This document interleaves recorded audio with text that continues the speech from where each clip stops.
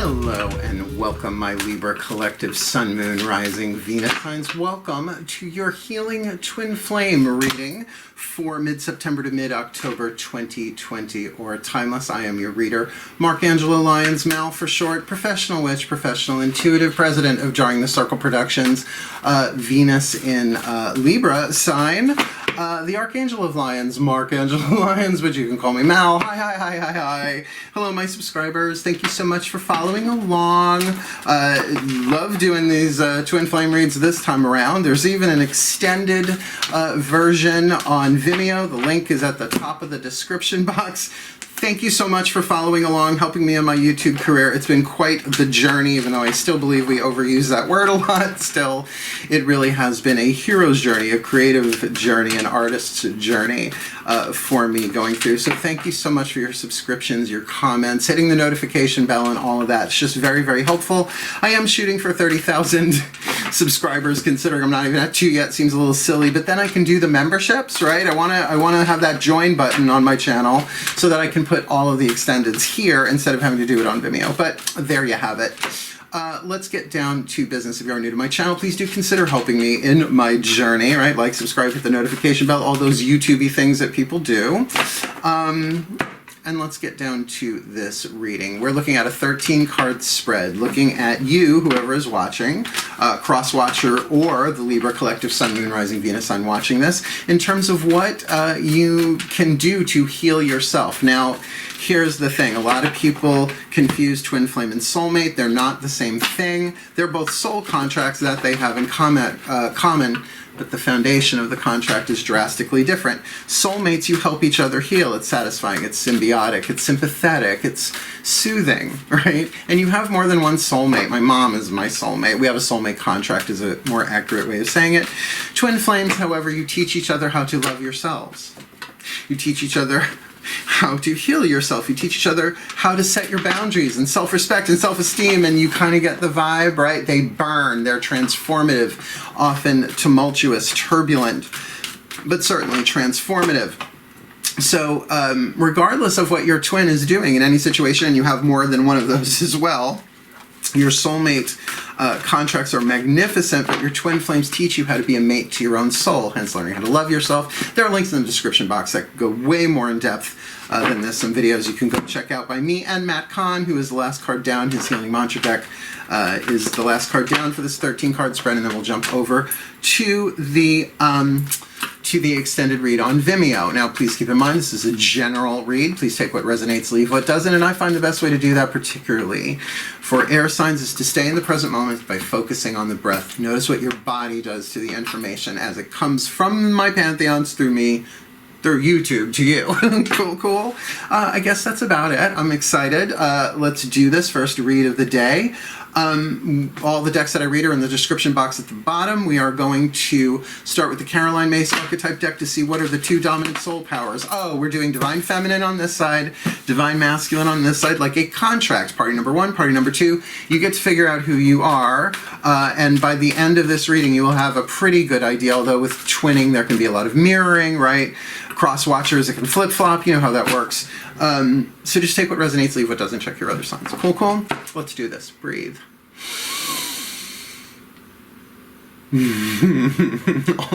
all that explanation just to get to that breath.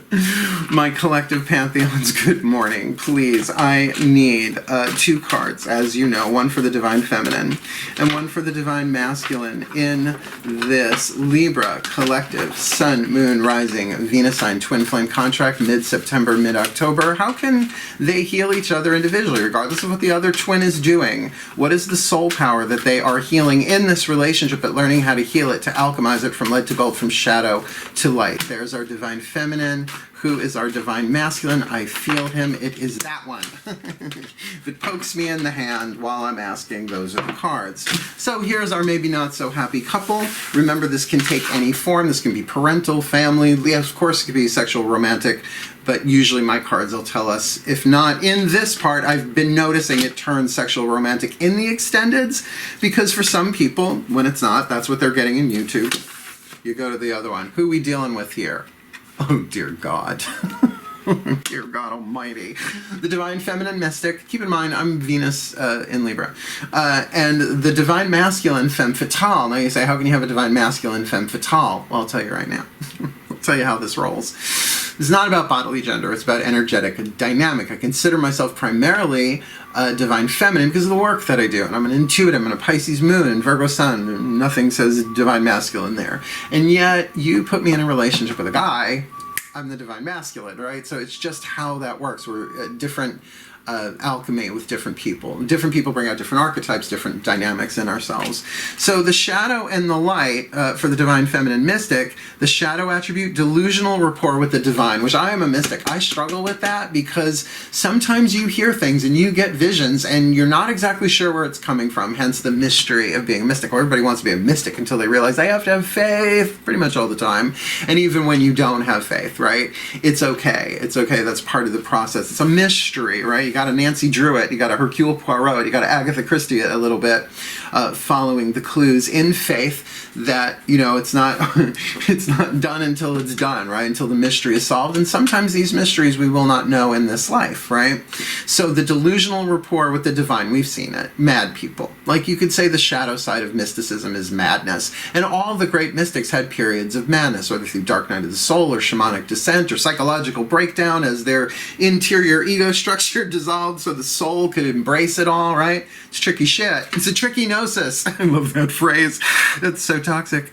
The light attribute, though, revels in intimate union with the divine. So if this was a reading I was getting for myself, I go, oh, I'm definitely the divine feminine. Except I also have a long-running love affair with the Femme Fatale. Think Morticia Adams, right? Lily Munster, Elvira, right? You know, very Persephone in the underworld. I love the Femme Fatale. It is a wild card archetype, though, not a feminine family archetype. So really, this is pretty amazing stuff. Although the shadow, think Mata Hari, think Emma Peel, right? You know, the fatal female, the femme fatale. So in a masculine energy here, this is going to be a little overt here. The shadow attribute, inappropriate use of sensuality, attachment to money and power. What's the inappropriate use of sensuality? To draw someone in. Welcome to my lair. So the spider to the fly. You feeling me there? And with an attachment to money and power. Using those seductive qualities in that way. The light attribute highlights the erotic energy of the feminine, opens your heart when your dependency is rejected. So that's the femme fatale that says, fine, you don't want to be with me? Watch this. Maybe burning down the village, or maybe just, you know, makeover, right? Movie montage, makeover, you know, get really hot. What do they call that now? Get a glow up. Where that came from. That was one of those phrases that just appeared out of nowhere that everybody knew. I was like, where was I on that day? Was I out sick that day? So the mystic and the femme fatale, I mean, very divine feminine energy, I would say, on both sides. So again, this is not about gender. This could be two men, two women, man, woman, either side, as these dynamics go. So what we're going to do to clarify this, we're going to take 5 cards from the Mythic Tarot for the Divine Feminine. We're going to do the element spread, fire, earth, air, water, spirit. For the Divine Masculine, we are going to do the same thing with the Mythic Tarot so that we can see where they are in their 5 elements. I'm going to get all 10 cards, 5 and 5, face down on the table first, and then we will turn them over element by element. Take a nice deep breath. My goddesses, Aphrodite in particular, because she's the goddess that sits in the throne of Pisces, or Sun Aries, shares that with her, right? The scales, like 2 thrones that kind of go like that. So please, my goddesses, Aphrodite in particular, I need 5 cards. The elements spread, fire, earth, air, water, spirit. I'll call them out as I go. Please, for this divine feminine mystic in this Libra collective, Sun, Moon, Rising, Venus sign, Twin Flame contract, mid-September, mid-October 2020 are timeless. What is her? Remember, I say her and him, so I keep it straight in my head. What is her element of fire? What is her element of earth? What is her element of air? What is her element of water? Okay, and what is her element of spirit, the point of view and the voice of the soul? That agreed to the contract in the first place. That's the new interpretation for the past couple of months. I've been doing the element spread since I was a teenager. Wonderful tarot and book called the Elemental Tarot. I wouldn't call it Art Deco, the artwork, but it's very graphic. I love it a lot. Not like icky, bloody graphic, meaning, you know, you'll say if you look it up. Shall we? For the Divine Masculine Femme Fatale, which I could see my brain glitching on that through this reading, because that's a little, you know, we're not totally in unity consciousness yet, working on that. So let's ask the gods through the Mythic Tarot what's going on here for this Divine Masculine Femme Fatale. My gods, Eros in particular, who shares the throne of Libra with your mother, Aphrodite, my matron for this year, to be changed at Yule by the next goddess claiming me, my delicious, lovely Eros. Please, for this Divine Masculine Femme Fatale, what is his element of fire? Just one card, please. One for the Femme Fatale, masculine element of fire. What is his element of earth? Got it. The rest of these will go easy. What is his element of air? Just leave that one in my hand. This one will do. What is his element of water? We'll take that one, considering it's a kind of a feminine vibe there. The water should be telling. As well as this fire card was a little iffy, so they may not know what they want in their element of fire. But what is their element of spirit? The point of view or voice of the soul. Okay, we got them all out on the table. This will go much faster. Element of fire. What do they want in this twin flame contract? Well, the Divine Feminine wants Shakti, the Life Dancer, the card of the universe, the last card of the major arcana, right? It reboots again at the Fool, although the Fool is the 0, not the 1. The Magician in this deck, the Witch, is the number 1 card. So what she's wanting is an end to this and possibly a new beginning, a fresh start, but at least closure, right? A successful, happy, healing closure, at least within herself. This is Shakti dancing between, if you like, at the moment of midnight, between the old day and the new, right? Very interesting. With the full moon behind her, that definitely says that this something is complete, but now stepping into the cosmic sense of the infinity of the universe, infinite possibilities. Fabulous. And honestly, look up Shakti. There's a lot. Like, you just Google that word. I mean, there's Shakti Gawain, one of my favorite teachers, goddess rest her soul. To kind of get that Shakti is like sort of a name for an energy as well as the name of a Hindu goddess. There's probably something in there for you if you research the mythology, if you want to go there. I don't know that I call it out and out mythology. But for the Divine Masculine, he's in the 2 of Pentacles, so he wants balance in this. Now, hopefully a fair balance, right? Not so much the 6 of Pentacles, but the 2 of Pentacles, right? To kind of make not just the decision, but to bring oneself into an external balance. I'm feeling that with the element of earth, to be stable, which would indicate that there is something unstable here between the 2 of them. Maybe something undecided. The ace, the potential, now has to be, well, what do we do with this? I wouldn't call it indecision, but perhaps it's that finding of balance before action, right? Like getting both of your feet under you before you take a step forward. That's what he wants. That's what she wants. What do they have? The element of earth to help them get what they want.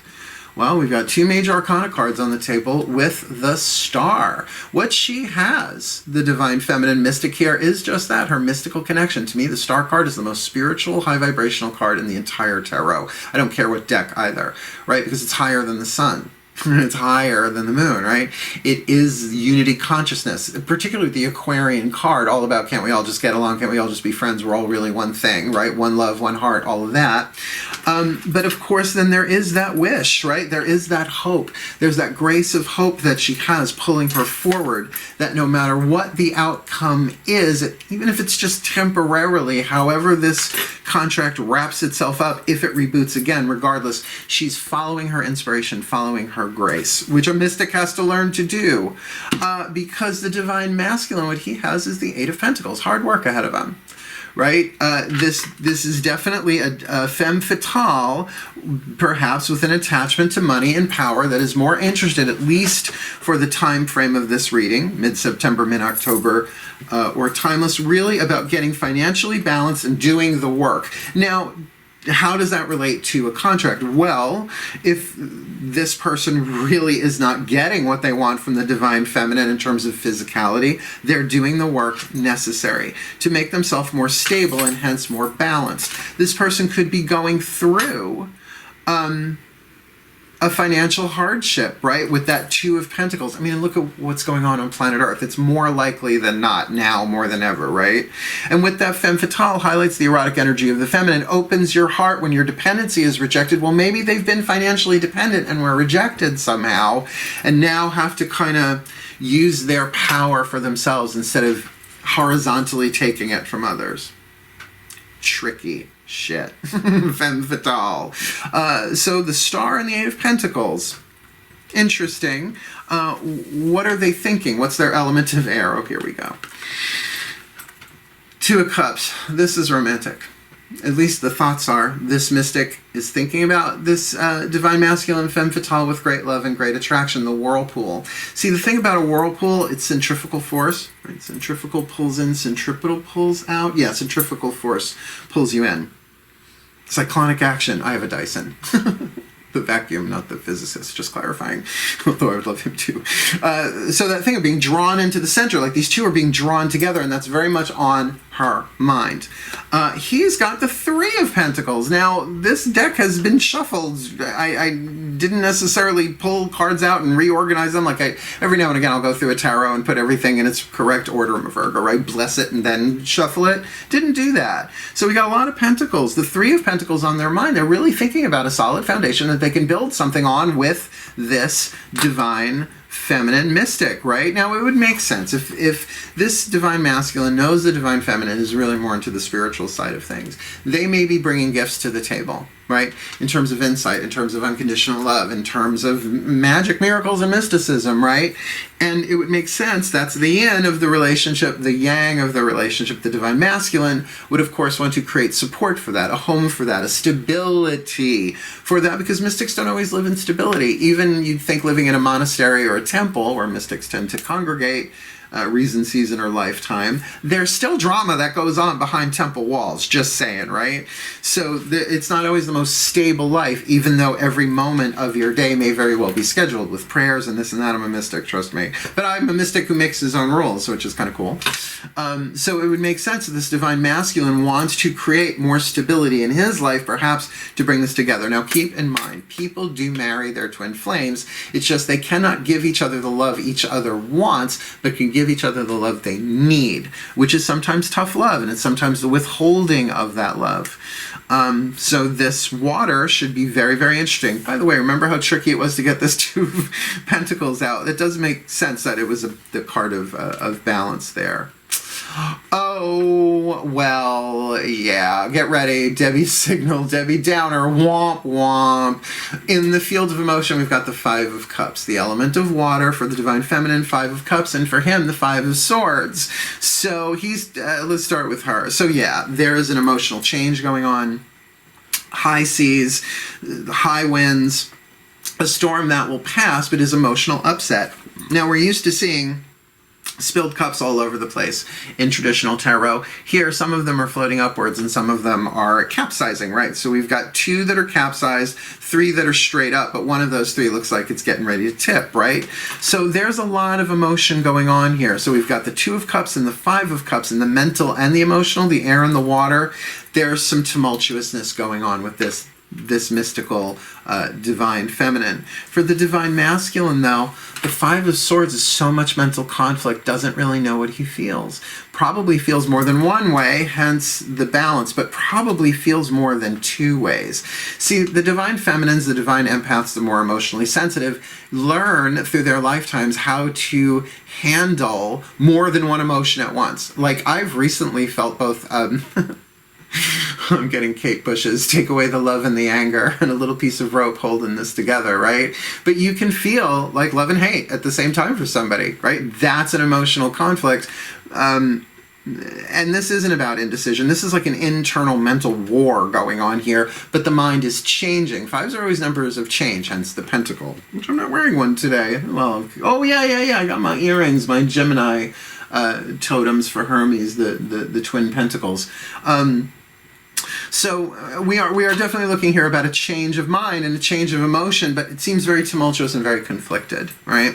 I love this card. I think this is the most important one in a way because it's the card of spirit. The point of view of the soul, or the voice of the soul, giving a piece of guidance and grace to, the soul is embodied, right? To the extent it's embodied is to the extent we're in alignment with source and all that. So this is sort of the point of view or the voice of the soul who agreed to the contract, who was chosen to be in the bodies of this divine feminine and this divine masculine. And sure enough, the Two of Blades is what the soul is saying. It's saying that there's a stalemate going on here. Yes, analysis. Take your time. Think this out. Go back and forth. He wants the two, she's got the two, but a different element. So there is this going back and forth. A lot of information coming in, perhaps from the Ace of Wands, if a new communication has come in, but kind of balancing that back and forth on a soul level. Really looking at all the different options. Fencers is what this card is, right? Is this M-O-O analysis, right? I believe it's I don't know, with the gis they're wearing, I can't tell if that's Japanese or not. I don't know. I don't want to go there. Don't want to piss anybody off today. At least not today. Cultural misrepresentation. I'm sorry, it's drawing. I can't tell. Definitely going back and forth. But like a fencer, you're not just thinking about your next move, you're thinking about your partner's next move. So there's a lot of that back and forth. Even on a soul level, it might be the soul saying, you're in your head on this one, sweetheart, because the divine masculine's not that much better, but at least you got a cup card. And the soul is saying 7 of Cups. You have options. You have ways through. You're going to have to choose one of these sooner or later in terms of what you want. Right? So there are a lot of options on the table. They're all emotional options. And really, what we've got going here for this divine masculine is with that femme fatale. If they can really highlight the erotic energy of the feminine, they will be given the guidance, the intuition, the gut hit, which might be very much what they're struggling against, what they're thinking is the right thing to do, and what the soul is telling them to really take their time and balance out these options. Because with the 7 of Cups, I always think of the Rider-Waite Tarot as the first deck I started reading at 12 years old, right? Cups in the sky, right? Well, the intuition can highlight one and say, that one. But what does that take? That takes a balance, right? It takes an allowing of both the head and the heart, the gut, to feel things out, and then the head to come into alignment and take the choice, divine feminine into divine masculine. You probably have a better idea who you are at this point, because these two feel like two very different people. They are two very different people. But we're going to get you your last card down. Like I said, only 13. And then we're going to jump over to Vimeo. I will put a preview of the first card down. Usually the first 1 or 2 cards I'll put in the preview at the end of this video. But let's get you from the Ascended Masters of Soul Contracts, the twin flame department, so to speak. What is the healing mantra from the Healing Mantra deck by Matt Kahn? That no matter who you are, right? The mystic or the femme fatale, the divine feminine or the divine masculine, this is the mantra that will help you heal yourself. Help you heal yourself. So let's ask the masters. Breathe. Let my Ascended Masters of a Soul Contract Law, please, for this twin flame contract, this Libra collective Sun, Moon, Rising, Venus sign twin flame contract for this divine feminine, mystic, and divine masculine femme fatale, mid-September, mid-October 2020 or timeless, please. What is their perfect healing mantra? Unraveling codependency. Holy crap, only I have to feel good about my choices. I know this one. I have worked this mantra quite a bit because, codependence is just a thing. It's a form of addiction. People don't get that. And how interesting the word dependency here highlights, opens your heart when your dependency is rejected. So maybe there was a codependent thing here that the mystic would make sense with the preponderance of at least, right, the card of the universe and the card of the star. She loves him. There's no question. She's very upset that they're not together, but it feels like she's like not having a codependent thing, right? A mystic, if anything, becomes God dependent. Well, that's a little trick, isn't it? Yeah, I'll write a book about that eventually, right? Not to become codependent, but God dependent, right? That it is being the mate of your own soul. So I will read you in the little bookie book here, Unraveling Codependency, but work this mantra. Only I have to feel good about my choices. It's so true. And we learn this stuff from our parents. You learn from their parents. And remember, 1,000 years ago, it wasn't called codependence. It was called survival. Screw your dreams. We have to get the harvest in, right? You know? No, you can't be a musician. You have to farm potatoes. That's it within a family, right? Unraveling codependency. Only I have to feel good about my choices. When codependency unravels, you are able to move freely in the direction of your heart's desires without needing permission from others. See, that's the thing.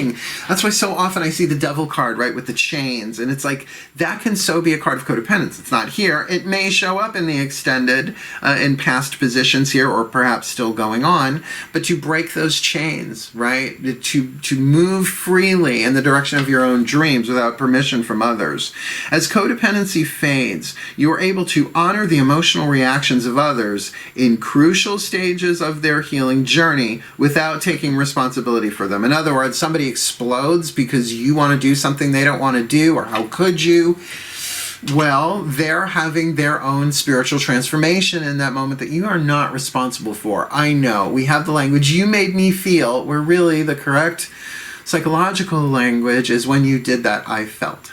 Or when you do that, I feel, right? It seems a little blah, blah, blah, but it's actually keeping it in the eye, right? It's very 12 steps. So breaking the chains of codependence is just like breaking any other addiction. It's about self-empowerment. And just because someone's codependent doesn't mean they're bad. It means that that is something that they inherited, right? For generations. So huge thing to heal. And I think, though drugs and alcohol and, you know, food addiction and all these other substance externals, codependence is hard because it's hard in this world to be completely alone and isolated. No man is an island, not even a Long Island. But to have the faith in oneself to walk away from something toxic is really hard. And I wonder if that's what's going on here. One would think unraveling codependence, there's a codependent thread through here, probably an entire tapestry.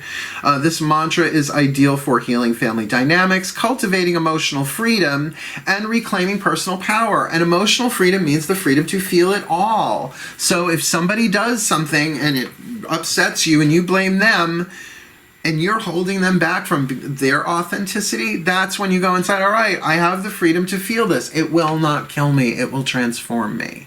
Yeah? Tricky, tricky, tricky, tricky. Let's pop up the larger picture, and I'll see what else they show me. Magic clap.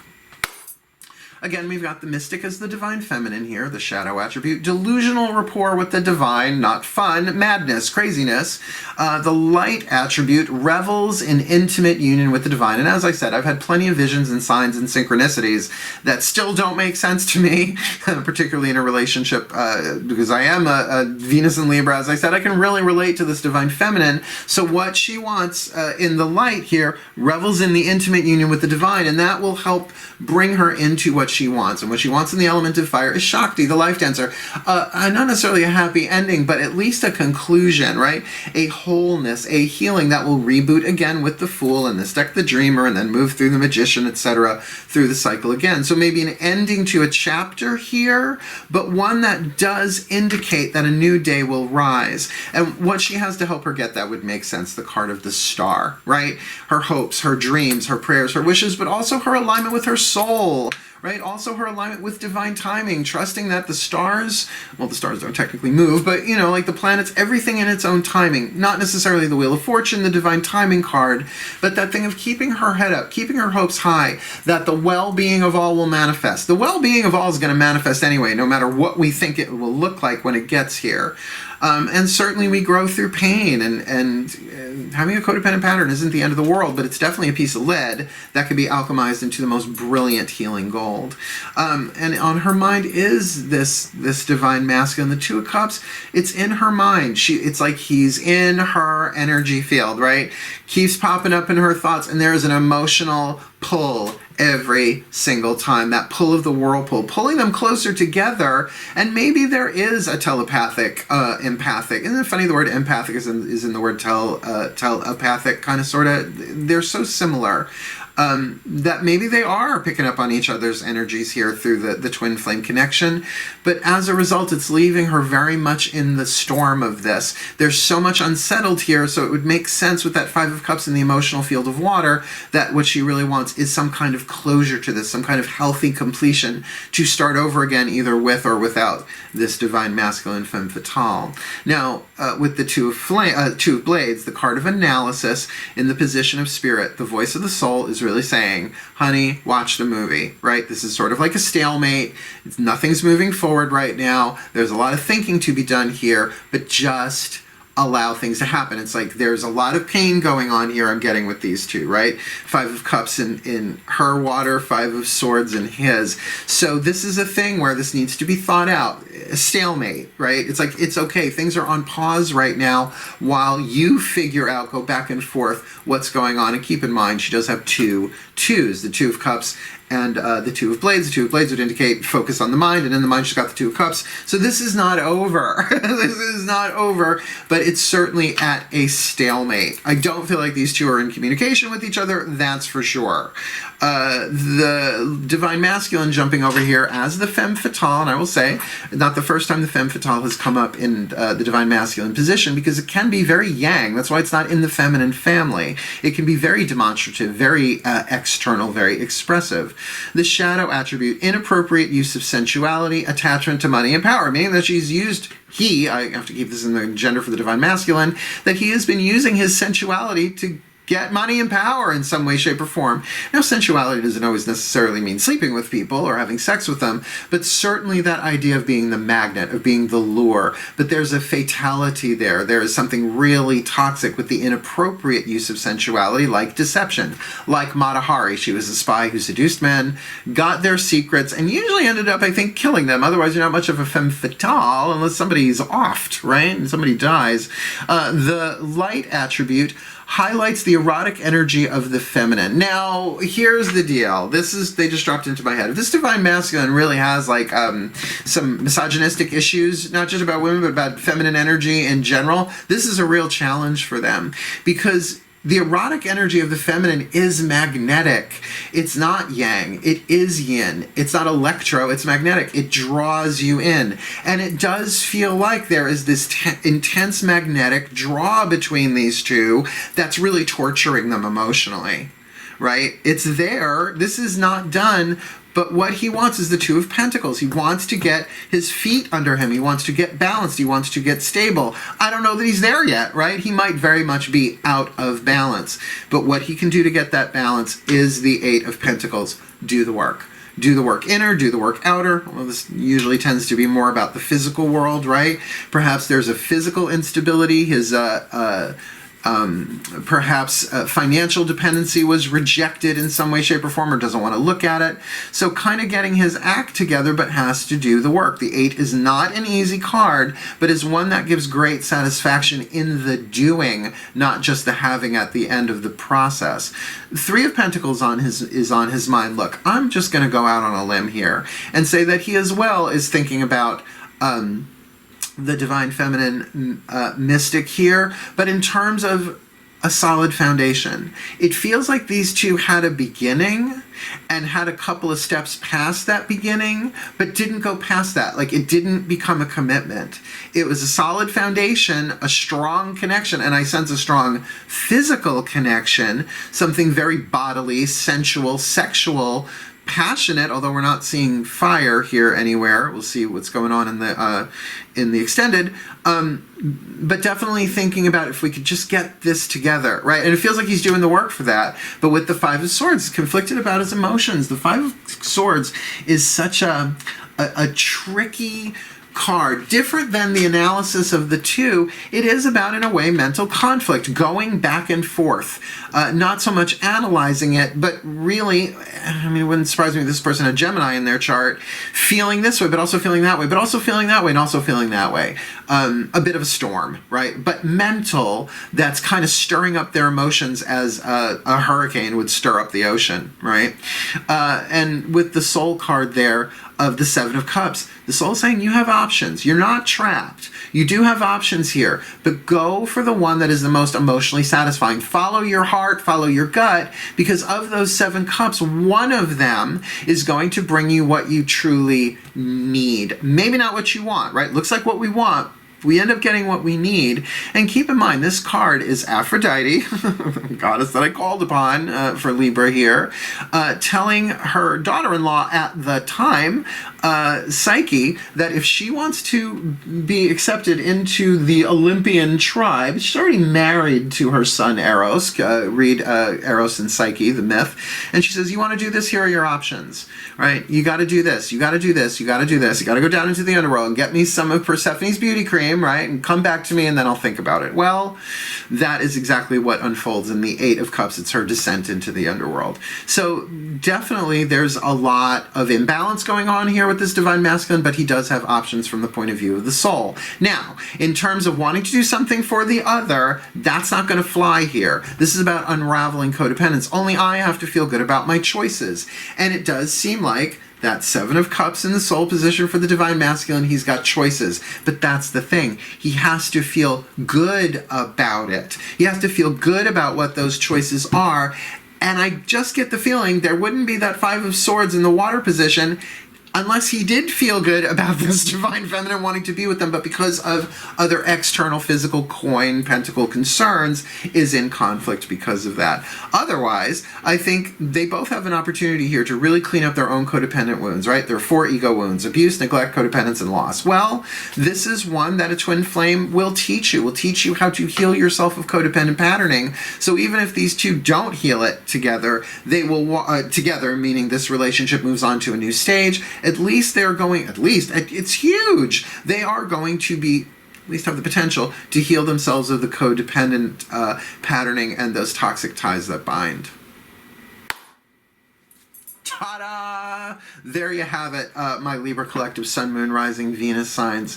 This does make sense. Let me give you the blessing. May the Libra collective Sun, Moon, Rising, Venus signs be blessed with all that they need in this healing twin flame contract mid-September, mid-October 2020, that they may unravel the codependence, that they may get what they need here to learn, to heal, to grow, to become the best that they can be, whether they remain together or not, whether they ever see each other or not, that they move forward in their lives into happiness, health, wealth, and wisdom for their well-being and for the well-being of all. So motivate. And so it is. Well, there you have it. Again, thank you so much for watching. Please do like, subscribe, hit the notification bell if you have not yet. The extended is coming up next. Otherwise, wishing you the very best and the very blessed of all of this, my Libras. Hail, farewell, and blessed, blessed be.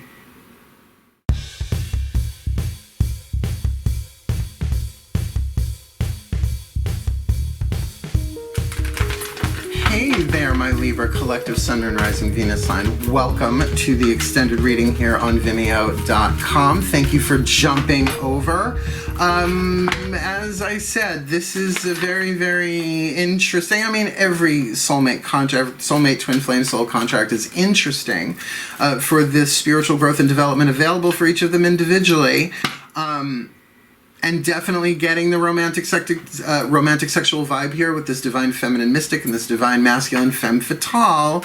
It does feel a little spider to the fly. Gotta say that. The Mystic might be very trusting here. I have a feeling she might have been burned before, but that's what we're going to look at here. We're going to take one of the Healing with the Angels Oracle by Doreen Virtue to say, what is the healing angel sort of assigned to this contract? The healing angel that either one of them can call upon. Remember, whether you're the Divine Feminine or the Divine Masculine, what's coming here now is for the entire contract. We've defined who each one of them is, and you've got a mantra to help yourself heal regardless of who you are here. But now let's see the greater healing dynamic, because that's why it's a healing twin flame contract read. How did they heal? Yeah, let's ask first. Breathe. Oh, it's the best part. Hello, my angels and archangels. Please, can I have one card in clarity for this. Libra Collective Sun, Moon, Rising, Venus, Sign, Twin Flame contract, mid-September, mid-October 2020, or timeless for this divine feminine mystic and this divine masculine femme fatale. Who is the angel working with them? The angel of forgiveness. Now, what would the angel of forgiveness do? Do all the forgiveness for you? Part of it. Course in Miracles says our part in forgiveness is actually really small. It only takes a small willingness to forgive, consistently applied. I don't know how to forgive this, but I'm willing. And that alone would call in the angels, right? Call in the angel of forgiveness to help you forgive. Now, for myself, forgiveness is about overlooking not what they did, but seeing past that into the pain that they are in, and then beyond that into the soul that incarnated to play this role and play this out, right? That's like, oh, you're helping me. Everything is here to help us. Everything is there to help you. Thank you, Matt Kahn's second book, I think, is that one. So there is forgiveness here. I mean, that's what both of you can learn from this, how to forgive yourselves and others, and the quantum entanglement of things. As you forgive yourself, you forgive others. It's all one, blah, blah, blah. But in a relationship, that is so much easier said than done. Honestly, going to feel it's going to be more the terrain of the mystic, right? Because she's used to, one would think, handing things over to the divine and say, show me how to forgive this, right? Where the divine masculine seems really more focused on their external world, building their stability, but it feels like to support this relationship in some way. But she might be like, I love you, but this is over, or I want it to be over. Don't want to deal with this anymore. I'd rather go into my alignment with source that feels good. But, you know, relationships deliver the messages, the gods, and the lessons the gods would have us learn. Yeah, it sucks. That's how it is. So there we go, the Angel of Forgiveness. What we're going to do next is we're going to take the Chuck Spezzano Love Pack. I've divided it into 2 decks. The suit of the problem, and if you like, the suits, plural, of the solution. The suits of luck, healing, and grace. So let's see what's the problem here. This deck is very powerful considering how simple it is, right? Sometimes simple is powerful. Lightning bolt is simple. Changes everything. Breathe.